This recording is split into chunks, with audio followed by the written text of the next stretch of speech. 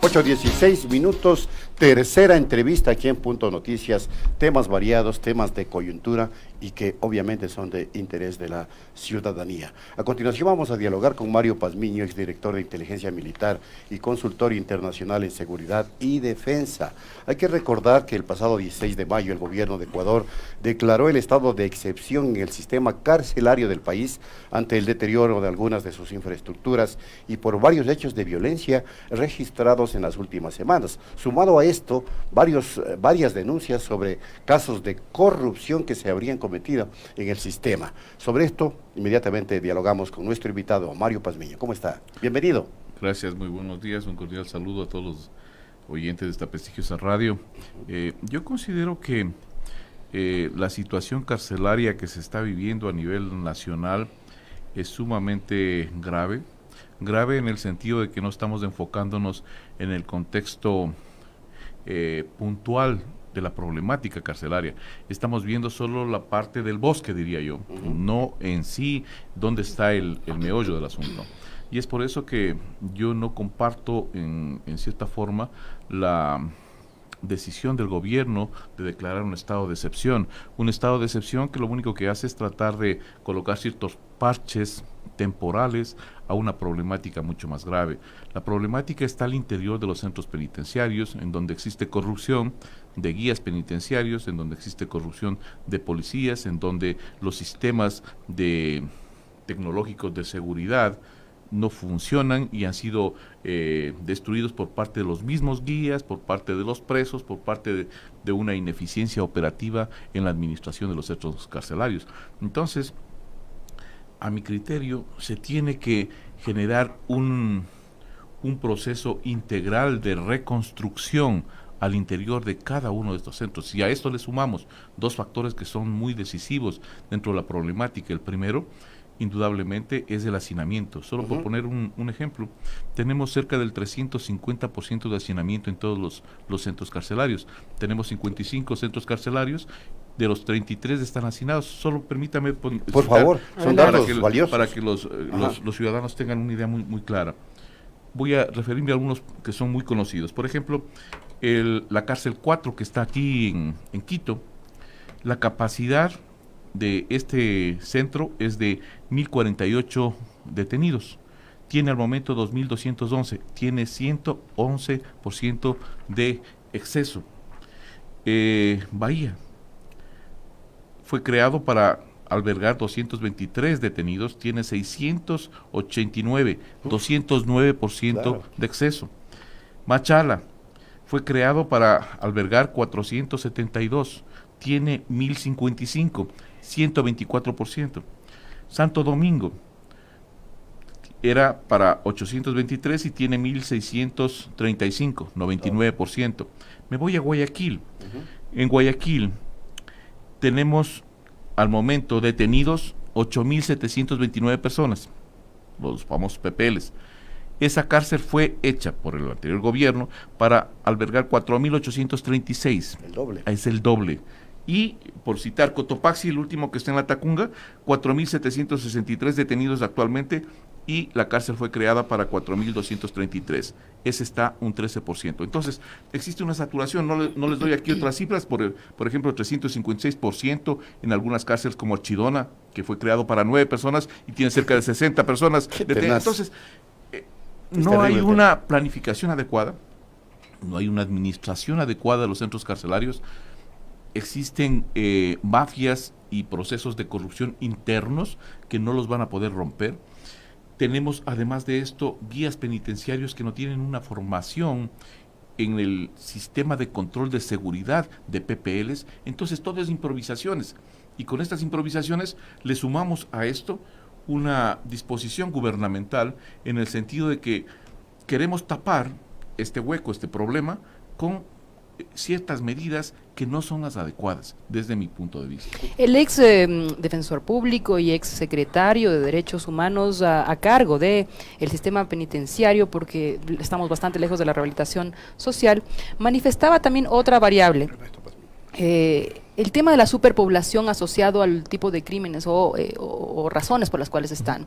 Él criticaba que tantos individuos, hombres, mujeres, estén presos por ejemplo, ser mulas del narcotráfico o tener, no sé, pequeños delitos asociados a aquello. Entonces, él hablaba de reformas que en ese sentido superen este problema de la superpoblación de las cárceles de hacinamiento. Correcto, comparto con ese criterio porque es necesario que los centros penitenciarios sean verdaderamente para delitos en los cuales verdaderamente la sociedad necesita generar un proceso de reinserción con esos individuos.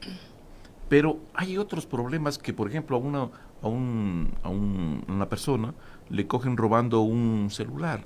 Inmediatamente ese tipo, como no tiene abogados, no tiene los recursos para poderse defender, los jueces y los fiscales, también ante la presión que existe, los meten presos y comenzamos a...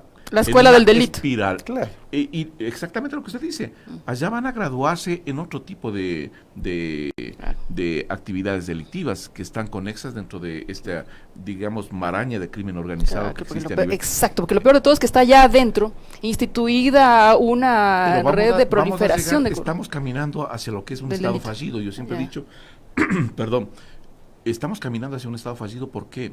Porque vamos a ver de aquí a futuro lo que pasó en Venezuela se está reflejando en el Ecuador. Grandes centros carcelarios donde había una saturación y donde se comenzó a organizar mega bandas delictivas que comenzaban a operar desde los centros carcelarios hacia afuera, y eso ya lo tenemos aquí en el país. ¿Venezuela? En Venezuela ¿Cuándo? era una cosa formidable, y hay... ¿En qué año o es? Bueno, es recién? el periodo de Maduro, parte de lo que fue Chávez, y gran parte de esas megabandas son las que controlan los centros carcelarios. Ahí no hay ninguna autoridad gubernamental que les diga, señores, estas son las reglas. No, ellos ponen las reglas, y si usted, como gobierno, me refiero al tema de Maduro, necesita una fuerza de choque, qué mejor que sacar esta fuerza de choque que está allá para que venga a realizar lo que ellos llaman las limpiezas sociales. Entonces, hay un sinnúmero de Y factores. esto ya está comenzando a pasar acá en el país, dice. Aquí está comenzando a pasar porque el momento que usted ve que existe un sinnúmero de acciones de ajusticiamientos que tienen relación, de acuerdo a la Policía Nacional, con vinculaciones al interior de las cárceles, donde desde los celulares se comienzan a dar disposiciones. Sí, pero a me banda parece afuera. bastante pesado lo que usted nos está diciendo. Para limpieza social, escuelas de perfeccionamiento de agresores de la ley para ser usados No, por los gobiernos. Es que me espeluznó Sí. lo que me acaba de decir. Sí, no, le estoy poniendo ejemplos claros, concretos, eso está... ¿Con pruebas? Claro, están en reportajes internacionales en Venezuela. ¿Algún diario en especial Le de puedo citar, por prestigio? ejemplo, Human Rights. No. Otro, lo tengo, yo le voy a Bueno, dar. por favor, compártame, sí, porque sí. es importante que tengamos una fuente siempre para algo tan, Sí. tan delicado. No, el momento, Sí. hay algunos reportajes, le puedo pasar los reportajes Ok. de las megas bandas que existen en Venezuela y cómo operan estas megas bandas. Y al hablar de limpieza social, me refiero a que estas estructuras delictivas salen a cumplir trabajos en barrios de Venezuela, de Caracas, para comenzar a realizar ocupaciones o eliminar a opositores. Eso es específicamente lo que Bueno. está. Vamos Bueno, al tema vamos a otro interno, tema. vamos al tema interno. Sí, correcto. Tenemos denuncias de guías penitenciarios, de exguías penitenciarios y de gente que vincula a la propia policía en temas de corrupción, que me gustaría que escuche usted Por favor. y escuche la audiencia para luego comentar. Vamos con el primer audio. Irregularidades en el sentido del personal administrativo que entró y hasta la actualidad entran pagando favores políticos. Entonces se politizó la dirección ¿Nombres? de los centros de rehabilitación. Especial en la administración de la ministra Lidia Zúñiga se dio eso. Ya. Entonces, y hasta la actualidad fuimos testigos toda la ciudadanía, y es de conocimiento público que el doctor Pazmiño manifestó que para ser director del centro tiene que ser amigo de él. Que nos digan técnicamente por qué no nos quieren reintegrar. Ya, ok. Vamos con el siguiente audio porque vincula en esta ocasión con a otro. policías. O sea, policías, vamos, de una vez el segundo audio. Es que esto es la falta de conocimiento y experiencia del personal administrativo que está al cargo, al mando de los centros de rehabilitación. ¿Cómo va a ser posible que hoy por hoy tengamos los 3 centros de rehabilitación del país, Turi, Guayaquil y La Tacunga, que no funcionen los escáneres de los vehículos? Entonces ahí No entra... funcionan. No funcionan, y no hay una autoridad que en pleno estado de excepción se preocupe en dotar de Sí, es esos terrible lo que implementos. usted dice, imagínense. No es posible que le ponga a cargo a la policía. La policía tiene su eje de trabajo es otro, es externo. ¿Cómo va a ser posible que él mismo le aprenda afuera y también tenga que cuidar al interno? Primero, porque el policía que aprendió afuera, el interno, el primer enemigo, ¿quién es el que le aprendió? Claro. Y si le encuentra adentro, ¿qué va a hacer? Vengarse. Va a buscar venganza. Entonces, ¿qué esperan ahora las autoridades? Otro amotinamiento, que haya, Dios no quiera, policías muertos o heridos. Bueno, ahí están, son dos testimonios de un ex guía penitenciario que está formando parte de un grupo muy amplio de ex guías que quieren reingresar a la institución, pero lo que él denuncia es grave, es gravísimo. Y entonces, ¿cómo se ataca esto para de raíz, ¿no es cierto?, comenzar limpiando la institución por dentro? Yo creo que lo que hay que hacer es lo siguiente. Primero, realizar pruebas de confianza. ¿Qué quiero decir con esto? Todos los funcionarios, guías penitenciarios, administradores que están dentro de los centros penitenciarios tienen que pasar pruebas de polígrafo para determinar si es que tienen estas personas vinculaciones o no tienen vinculaciones con el crimen organizado que está dentro de las cárceles. Primera cosa. Segunda, tiene que separarse a toda la institución policial que está dentro de los centros penitenciarios y hacer un relevo. Con una selección y con perfiles, pero a estos dos equipos de trabajo, tanto policiales como los guías penitenciarios, tiene que darse una capacitación, tiene que crearse una escuela para formar y reentrenar a estas personas. ¿Dónde está el éxito y dónde está el éxito que tienen otros centros penitenciarios a nivel internacional? Básicamente en que, si bien es cierto, tienen un cuerpo de guías penitenciarios para control de los PPLs, tienen otro aparte que no depende de ellos, ni de la Policía Nacional, que se encarga directamente de los dispositivos de vigilancia electrónicos. Entonces, no tenemos una complicidad, Claro. y tienen un sistema espejo desde otra instalación que realizan el monitoreo paralelo. Está en la instalación realizando un monitoreo para poder tomar alguna medida ante alguna situación grave que se presente, pero también está un respaldo desde afuera. ¿Por qué? Porque gran parte de las acciones se las realiza internamente y no se pueden tomar decisiones tanto interna como externa. Por eso es necesario hacer esto. Otra cosa que es vital, y yo creo que es prioritario, es que todos los equipos electrónicos, me refiero a los arcos de ingreso, no funcionan. Las cámaras, le pongo otro ejemplo, en la penitenciaría del Litoral, 360 cámaras tenía esa penitenciaría, hoy están funcionando 16 o 26, si no estoy mal. Entonces, dése cuenta usted qué tipo de control. Pero las dejan sin funcionar a propósito. Las Pero, rompen, porque se las podrían. las desclavan, o las dejan sin funcionar, y nadie hace nada. Es que ahí está el kit. Ahí está el problema. En la otra situación, no funcionan los escáneres. ¿Por qué? Porque es necesario darle también dignidad a las personas que van a visitar a sus familiares. Me refiero más que todo con las señoras o las bebés que tienen que entrar allá y son objeto de un sinnúmero de maltratos porque tienen que pasar por el chequeo un ese. chequeo ese que lo hacen ahí, pudiendo utilizar escáner. Los escáneres están ahí, no funcionan. Los dañaron. Y eso es extraño porque se denunciaba que los escáneres de los vehículos no funcionan y entran quintales de papas todos los días. Vea, 300 quintales de papas donde llevan solo droga, permítame armas y todo darle objeto. datos, porque salen estos datos y a mí me preocupan y me espeluznan por lo siguiente. En el presente año, dicen, han realizado cerca de 300 requisas. Bien, en los centros penitenciarios.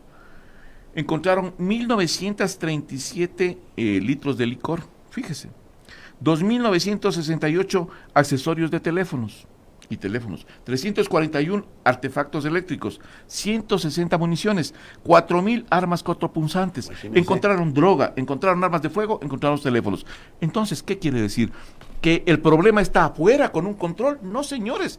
El problema está adentro, las mafias que están enquistadas y la corrupción de los filtros de ingreso. Y lamentablemente hay que decir aquí, ahí el primer filtro está hecho cargo de la Policía Nacional. Claro. Hay mafias de corrupción ahí. Al interior de los centros penitenciarios. Yo recuerdo al señor Camacho que denunciaba el ingreso de una ambulancia con Sí. unas chicas a realizar una fiesta al interior o una cosa por el estilo. Imagina. Con licor. Entonces, ese es el sistema carcelario nuestro, sin ningún tipo de control. Ahora, el artículo 3 del decreto de emergencia dice que las Fuerzas Armadas serán las encargadas de manera exclusiva del control de armas en el primer filtro. ¿Podría ser esta una solución? Porque también son sujetos de corrupción en un momento dado. Yo creo que, a ver, aquí las instituciones tienen que, cada una de las instituciones, cumplir sus misiones constitucionales que están establecidas. Si es que una institución no puede cumplir su misión, entonces ¿para qué está dentro de la vida del Estado ecuatoriano? En este caso la Policía Nacional. La Policía Nacional tiene la suficiente cantidad de recursos, el profesionalismo de su institución, la capacidad para realizar ese control, porque ellos son encargados constitucionalmente de la seguridad externa y del primer filtro. No entreguemos funciones a otras instituciones que no tienen nada que hacer ahí, nada que hacer ahí. Más bien, esas instituciones deberían estar realizando otro tipo de seguridad en otros sectores que sí nos interesan a los ecuatorianos que sean. Pero ¿cómo garantizar la idoneidad y la honestidad del funcionario que hace ese primer filtro? Lo importante que yo considero es que, y lo que había indicado anteriormente, es necesario que todas las personas, tanto guías como policías y personal administrativo, pasen por pruebas de confianza. Esto es vital para evitar que se dé y se prolifere los actos de corrupción al interior de los centros penitenciarios. Es una cuestión sumamente grave. Le pongo otro ejemplo así rápido nada más. Se hace negocio hasta con la comida. Claro. Porque le dan un contrato a una persona para que prepare la comida de los... A ver, lo más grave de todo es un video que está circulando de una persona fallecida y que ni siquiera lo han reclamado, ni se han dado cuenta. O sea, si es que esto es así, hemos llegado al deterioro total. O sea, ya los individuos ya sin derechos humanos, por más que sean... Lo que usted acaba de decir es una realidad. Le quemaron en Guayaquil al sexta persona fallecida y no sabían quién era. Pero se imagina lo terrible, o sea, que a eso llegamos. O sea, el hacinamiento es tal que no sabemos quién está y quién no está. Y lo más grave todavía es que ya cumplieron su condena. Gran parte de esas personas que murieron ya tenían cumplido su condena y tenían que salir y no salían todavía. Se supone que ya cumplieron su condena, tienen que reincorporarse ya a sus actividades en la vida social, previo, entre comillas, a una reinserción social. Pero eso no se da tampoco, porque si no tenemos plata ni para mantener equipos adecuados y personal adecuado, peor tendremos recursos para reinsertar a estas personas de la sociedad. Pero hablamos de una crisis estructural que no está siendo abordada desde ningún punto de vista. Pues, correcto. Entonces, ¿y cuál es la salida? Bueno, porque la situación es muy crítica. La situación es sumamente crítica y yo creo que el Estado como tal tiene que tomar el toro por los cuernos, y al decir tomar el toro por los cuernos tiene que inmediatamente comenzar a intervenir. El meter personal militar o policial dentro de los centros carcelarios no es una medida. Es como yo siempre he criticado, el tratar de solucionar un problema, me voy a zafar un poquito del tema carcelario, en la frontera norte, con fuerzas militares, no es una solución, agravan el problema. Aquí tiene que verse primero cómo integrar a esa sociedad que está ahí con medidas que sean acordes con esa que se cumple el objetivo de rehabilitación. Exactamente. Porque por ahí es el tema. Ese es el punto. No hay una sola escuela de formación al interior, no hay centros educativos, no hay psicólogos, no hay médicos. Es muy reducido el nivel de estos profesionales para dar una atención adecuada. Porque si bien es cierto, están pagando una pena, también es cierto que tienen que ser respetados sus derechos como personas. Muy bien, muchas gracias a Mario Pazmiño, exdirector de Inteligencia y consultor internacional en Seguridad y Defensa, por habernos acompañado. El tema del sistema penitenciario y la crisis que soporta, analizado aquí en Punto Noticias.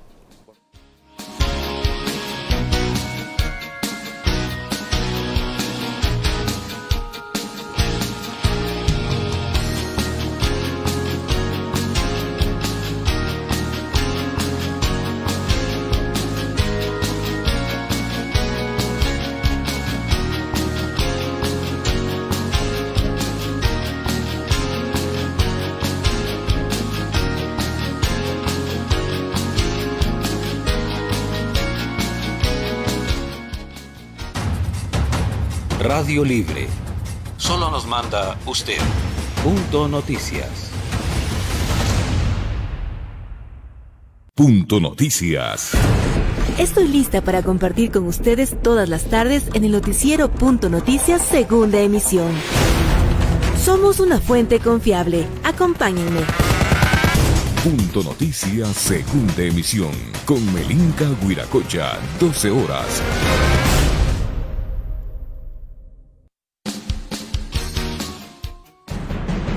María Isabel Ceballos y Washington Yepes comparten un diálogo con el invitado.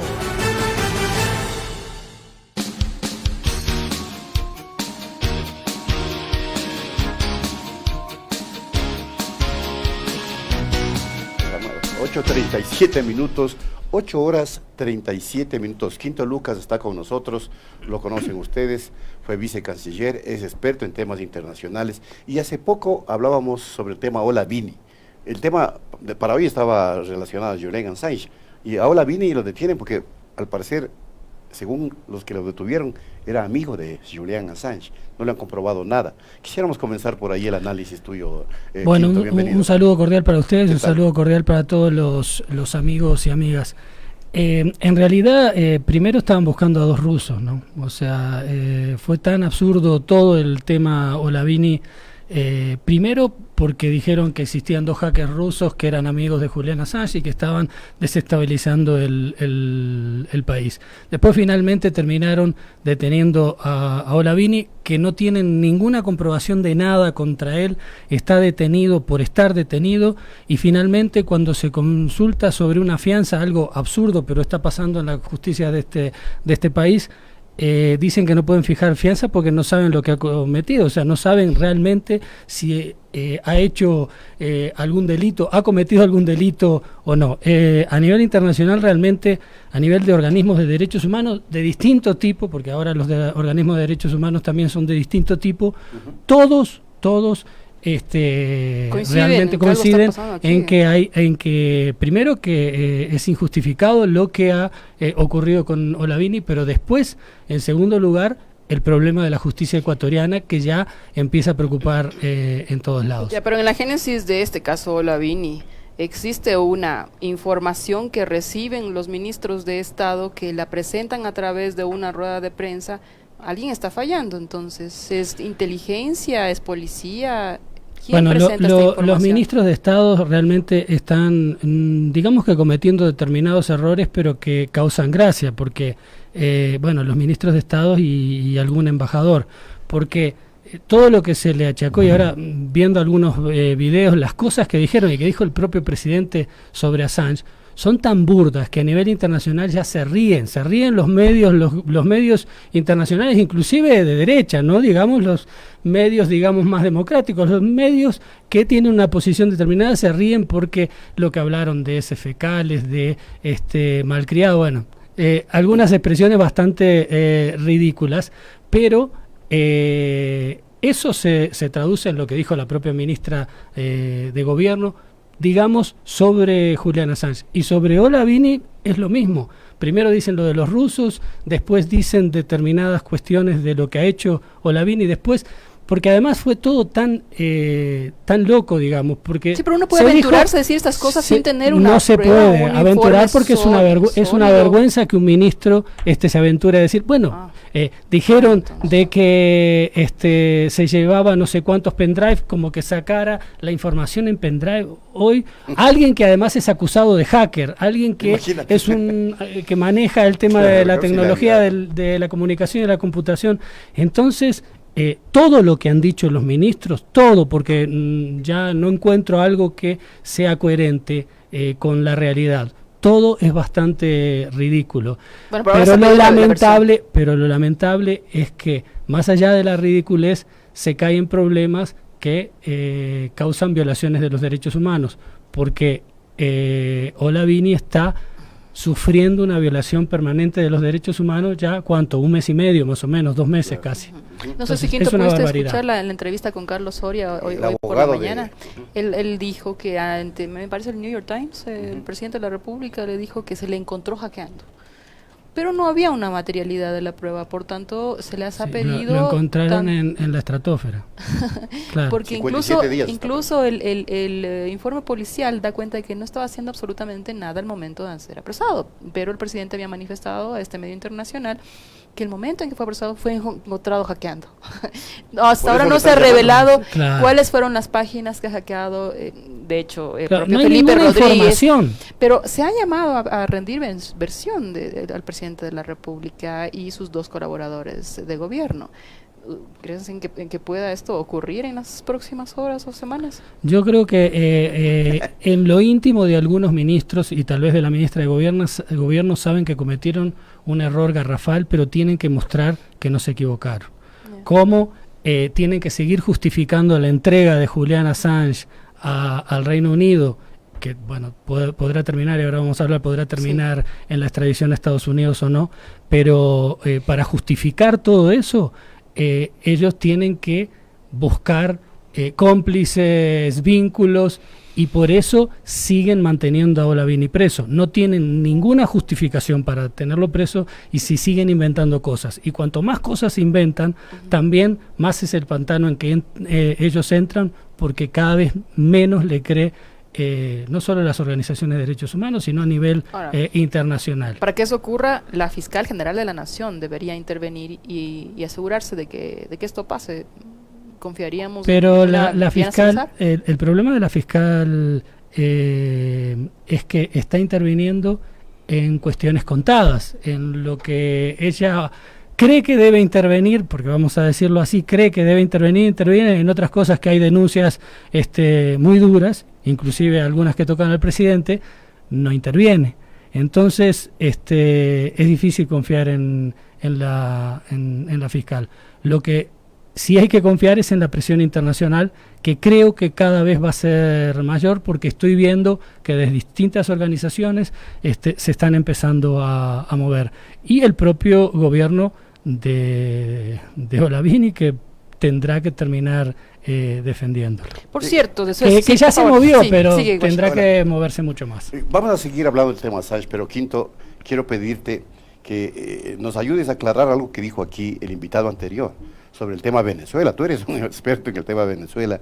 Y el señor Pazmiño señalaba que desde las cárceles operan una suerte de bandas y de mafias que luego se convierten en gente que opera también para limpieza social, y que eso se configuraba con mayor envergadura en el actual gobierno de Maduro y en el anterior gobierno de Chávez, cuando sabemos que las mafias al interior de las cárceles han actuado durante toda la vida y en todas las cárceles del mundo.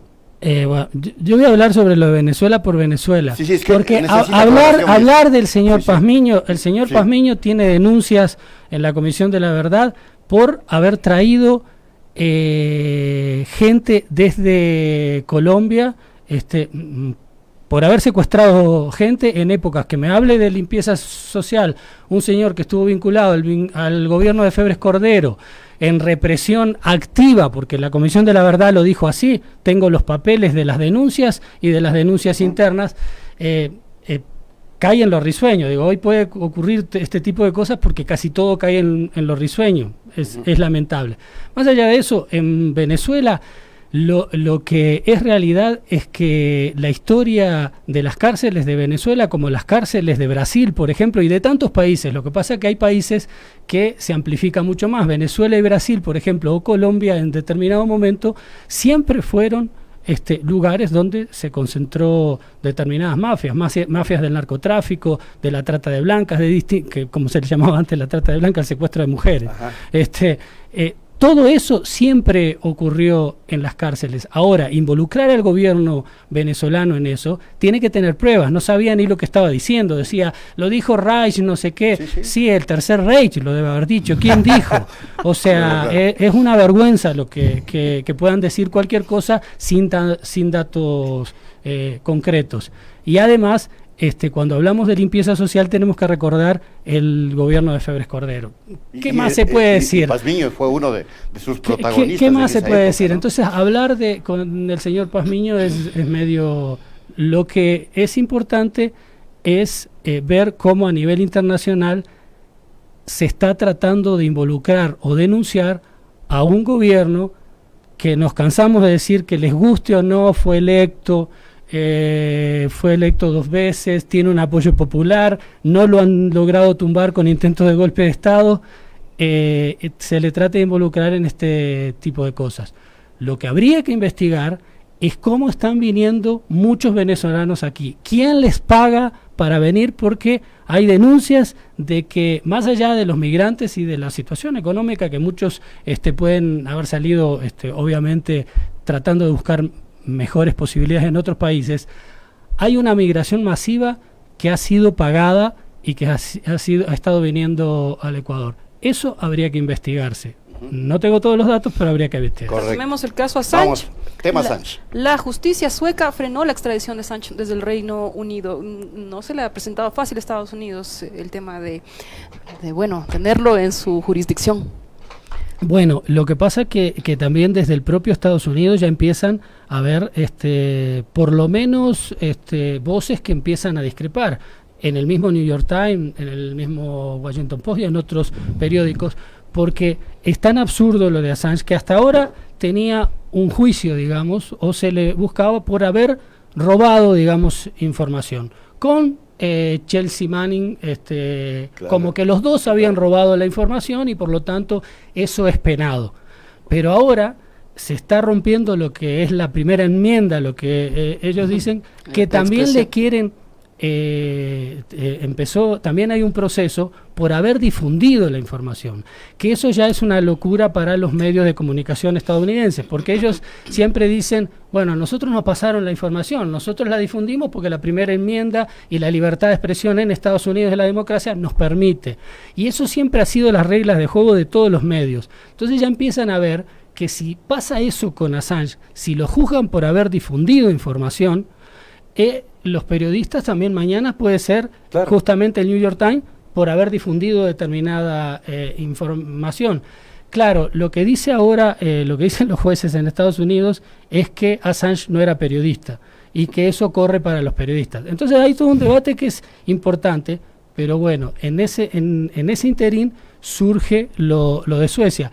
¿Qué es reeditar el caso aquel de la supuesta violación, que es todo un cuento? Que se cerró en 2017. Que se cerró, tendríamos que explicarlo, que en Suecia tener relaciones sin usar preservativo puede ser considerado una violación, y eso es lo que es considerado violación en los dos casos de Julian Assange. Uno de los casos de las denuncias, una de las mujeres que es cubana tuvo vínculos inclusive con la CIA, pero más allá de eso, lo importante es que Suecia también reclama, y si Suecia, que es miembro de la Unión Europea, tendría prioridad sobre Estados Unidos a la extradición. Entonces veamos qué pasa. A Estados Unidos se le empieza a complicar por las voces internas y también por esto otro. Pero creo que Estados Unidos va a hacer todo para llevarse, así pase 1 año, 2 años. Ellos son pacientes y van a hacer todo. Y además, en otro tipo de y sea el gobierno que sea, van a seguir insistiendo porque no pueden dejar un mal ejemplo, entre comillas, como Julian Assange. Tienen que educar. Tienen que mostrar a la población mundial, ni siquiera a su población, a la población mundial, que ellos son dueños de la pelota y que se juega el partido con la pelota de ellos. Para jugar con la pelota de ellos hay que cumplir las reglas, y cumplir las reglas quiere decir no difundir todas las atrocidades que han cometido en Irak, en Afganistán, en todos los lugares donde han estado, pero en especial en Irak y Afganistán fue donde difundió Wikileaks. Pero Assange ha tenido la posibilidad de convertirse, digamos, en un personaje mundial. Ese peso mundial de una opinión pública que también le es favorable a él, ¿podría acaso demorar un tanto más que se cumpla el objetivo de Estados Unidos? Bueno, hay una opinión, aquello que decíamos de la opinión pública. Bueno, hay una opinión mundial, digamos, o hay gente a nivel mundial muy conocida que le apoya. Muchísima gente a nivel mundial, tanto en los Estados Unidos y también a nivel de los medios de comunicación, porque además lo increíble es que los medios de comunicación que difundieron lo que les dio Wikileaks, no son acá entonces tendría que haber sido juzgado El Comercio y El Universo, que dicho sea de paso difundieron lo que les convino de lo que les dio Wikileaks. Entonces sí hay digamos, un apoyo mundial, pero a la hora del té, Estados Unidos no le va a gustar perder esta partida. Últimamente ha estado perdiendo algunas partidas, ¿no? Estamos en un mundo que se está reacondicionando, reacomodando con diversos polos a nivel mundial. Entonces, hay una pelea en diversos, a nivel geoestratégico, a nivel económico, hay una pelea en eso. Entonces, pero no van a querer perder esta posibilidad de dar un ejemplo. Y además hay otro problema, que es el tema de los medios de comunicación a nivel interno. Trump tiene una pelea con los medios de comunicación internos y quiere decirle, ve, si ustedes hacen lo que hizo este señor, también les voy a golpear. Y por eso mismo ellos le responden. Por eso me encanta este titular que me han compartido de Washington Post. The US says Julian Assange la de Estados Unidos dice que Julian Assange no es un periodista. Aquí te presentamos porque eso no importa, dice el titular. Es que va contra ellos. Entonces, ellos mismos ahora saben, ellos mismos también difundieron los Wikileaks, o parte de los Wikileaks que les convenía. Esto escribe Elizabeth Goiten, que fue codirectora de libertad de expresión en el programa Brennan Center. Es una experta en la materia. Hay muchos columnistas en Washington Post y en New York Times que están justamente en campaña, más allá de lo que sea Assange. Ellos en principio no se jugaron por Assange y todo, pero ahora empiezan a ver que mañana les toca a ellos. O sea, es un precedente, en Estados Unidos es un precedente nefasto, por eso empiezan a decir, no importa que no sea periodista. Claro. Finalmente él divulgó algo que fue sacado de que fue oculto, a propósito, que tuvo repercusiones. Y que finalmente fue importante a nivel internacional, porque se conoció los asesinatos en Irak de Estados Unidos, se conoció cómo actuaba Estados Unidos, todo el mundo sabía, pero mostrarlo es otra cosa. Entonces ellos empiezan a hacer una presión importante. Yo creo que la presión mayor es esa, de los medios en Estados Unidos. Los medios sabemos lo que es.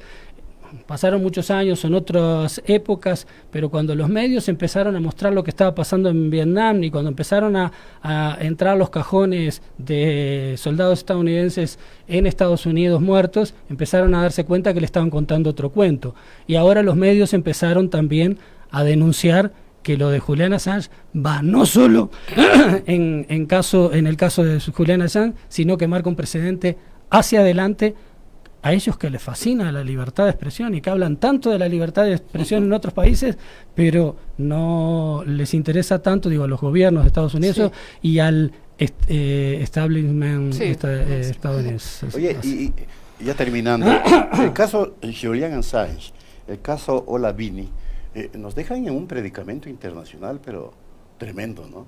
Ya lo de Assange, ya ha sido analizado, pero estamos con este otro Olavini a nivel internacional con demandas en la CID, en la ONU. La realidad de Ecuador a nivel internacional es que es visto realmente como un país volvió a ser visto como un país de segunda, en el que hace lo que le dicen y hace un seguidismo de las políticas de Estados Unidos. Pero dentro de ese seguidismo va mucho más allá. Y además se entrevera en sí mismo, porque además hay incapacidad en hacer las cosas. Entonces, como se entreveran en sí mismo, tienen que seguir inventando cosas. Y es lo que pasa, que inventan lo de Assange, todos los ataques que le hacen, y después lo de Olavini, los de los rusos. Entonces, ellos mismos se van mostrando a nivel internacional, no solo ya como con posturas de violación a los derechos humanos, sino hasta como incapaces. Entonces empiezan a ser juzgados casi como eran las dictaduras, que además de violadores de los derechos humanos eran incapaces. Entonces la visión que hay a nivel internacional ya empieza, a mí ya no preocupar, es la realidad. Entonces hay mucha preocupación. Yo en cambio tenía otra consulta. Si hablamos lo que pasó con UNASUR, lo que está pasando con UNASUR, que no saben ni que el terreno no les pertenece, y que por otro lado se suman a Prosur, y Prosur lo crea o lo promueve Chile, que a su vez los parlamentarios chilenos no están de acuerdo con Prosur y no están de acuerdo en salir de UNASUR. Todas esas cosas son errores garrafales, y hay señores que dicen que inclusive Ecuador tenía todo el derecho de entregar a Assange. rompiendo todas las reglas del asilo internacional. Entonces, bueno, eso ya está siendo juzgado, digamos, a nivel internacional. A Ecuador no se le tiene en cuenta, se sonríe la gente cuando se habla de Ecuador con política internacional. Yo quería preguntar una última cosa. Hace pocos días con Hernán Reyes debatimos un poquito o hablamos un poco acerca del periodismo investigativo, el financiado, el libre. Y quería preguntarte tu valoración sobre la distancia que pueden tener portales financiados, que ayer Gustavo Baroja, secretario ejecutivo de Alianza País, menciona que las publicaciones de un medio digital que reveló el tema de Arroz Verde contiene informes de inteligencia. Pero ¿cómo distinguir entre un Julian Assange que revela todos estos datos, claro, filtrados? La forma es la que ha sido un poco objetada, de estos que están dosificando, parece con una agenda, más allá de que se tenga que investigar todo acto de corrupción, en eso no hay ninguna contradicción, pero una agenda que pueda obedecer a intereses, nos hacen pensar eso. Lo que pasa es que también hay que discriminar, yo ya no hago periodismo de investigación, pero alguna vez lo hice y he escrito libros y todo, y hay que diferenciar con una postura ética también qué es lo que denominamos carne podrida y qué es lo que es, digamos, carne fresca. ¿Ya? Que la carne podrida acostumbran a entregarla a los servicios de inteligencia. Y eso ocurrió en la época del Plan Colombia, en la época en que querían meternos de cualquier forma en la guerra colombiana y en que se entregó la base de Manta. Había mucha carne podrida que entregaban los servicios de inteligencia. Casualmente, los servicios de inteligencia que en determinado momento dirigía el señor Pazmiño. Entregaban información falsa, sin ninguna prueba, con esquelas que había escrito Juan Pérez, con cosas así, que realmente... pero eso un periodista debe tener determinada ética, más allá de los odios personales. Porque, a ver, todos los periodistas tienen sus simpatías y antipatías. Pero nadie es neutro ni objetivo, eso es todo un cuento. Y es respetable cada una de sus opiniones. Pero sí hay que tener cierta ética en no difundir determinadas cosas que se sabe que vienen amañadas desde determinados servicios de inteligencia. Ahora, cuando hay financiamientos de determinados, sean periódicos, sean portales, sea lo que sea, de determinados grupos económicos o vinculados como son vinculados a la CIA, vinculados a lo que planteó la USAID y la CIA para América Latina, de crear focos de democracia o para generar debates sobre la democracia que ellos quieren, porque ellos son los que inventaron la democracia, parece, ¿no? Entonces, sí es de tener en cuenta cómo se hacen ese tipo de investigaciones. Una cosa es investigar, ir a hablar con uno, hablar con otro, chequear fuentes, contrarrestar cuando se ve que hay información que es un poco inventada, y finalmente poner las cosas sobre la mesa. Otra cosa es agarrar esto y esto es así. Entonces, Arturo Torres del Comercio, lo decía Hernán Reyes, reivindicaba ese tipo de periodismo de investigación, el que puede contrastar, el que tiene la libertad de contrastar. Sí, yo también, como escribí mucho, hice mucho periodismo investigativo, también hay quienes dicen que hay que contrastar, pero no lo hacen. Así que yo tengo mis dudas ya con todo el mundo, por eso ya casi ni hago periodismo, pero digo, tengo muchas dudas en general con muchas cosas que se plantean y que se sacan de los servicios de inteligencia. Nos pasamos de tiempo, gracias Quinto. Muchas gracias. No, gracias a ustedes. Nos vemos Saludos. la próxima semana. Amigas y amigos, aquí terminamos Punto Noticias. Metiéndose en problemas siempre. Nos vemos. Hasta hoy tarde, a las 5 de la tarde, nos encontramos de nuevo en la tercera emisión. Pichincha Universal presentó Punto Noticias. Lo mejor en noticias. Punto Pi.